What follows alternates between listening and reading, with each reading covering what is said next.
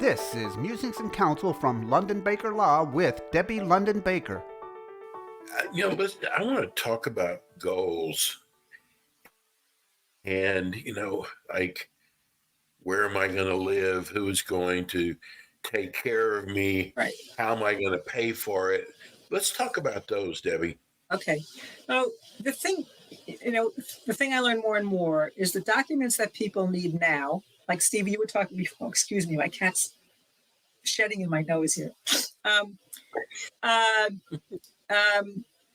You were talking earlier about somebody having to go to a hospital to get a test. Okay. So the thing that happens is,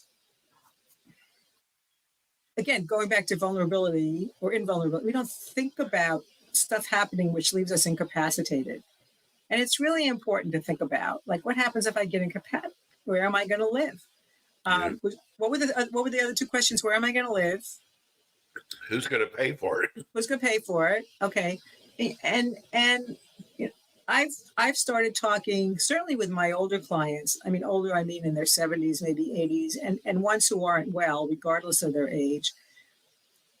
People have current powers of attorney, but the powers of attorney don't allow for somebody to do applications for government benefits. So the person I signed last week had a power of attorney, but it didn't allow for that. And if for some strange reason she needed to be in a nursing home, Medicare, which doesn't apply to people under 65, unless they're disabled, doesn't pay for nursing home care. So it's wow. And people understandably think it does. I mean, it's they think Medicare covers everything, but it doesn't. So where will I live is a really important question to ask.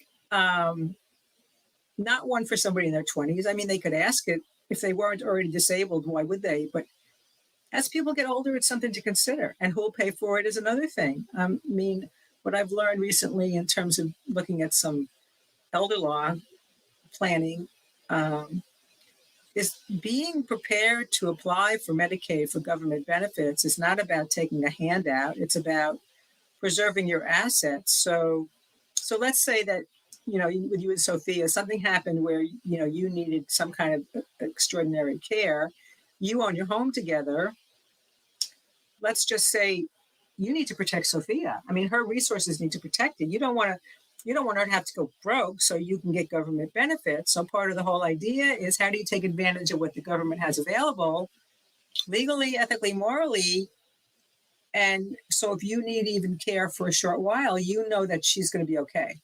She hasn't had to spend down your last dollar, I mean your combined last dollar, to get benefits. So that's kind of where will I live, who will pay for it.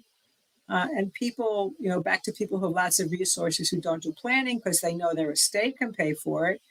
Certainly there are a lot of people who wouldn't ever need those benefits. But for the most part, we're talking about not people in quite the position Prince was in, but people who have sufficient assets where they'll be able to do it. They'll be able to pay for private care or whatever. It's a really, really important subject. And as I've moved along in this legal practice, I've become more aware of it's an uncomfortable conversation and people need to have it. This has been Musings and Counsel from London Baker Law. Learn more at londonbakerlaw.com.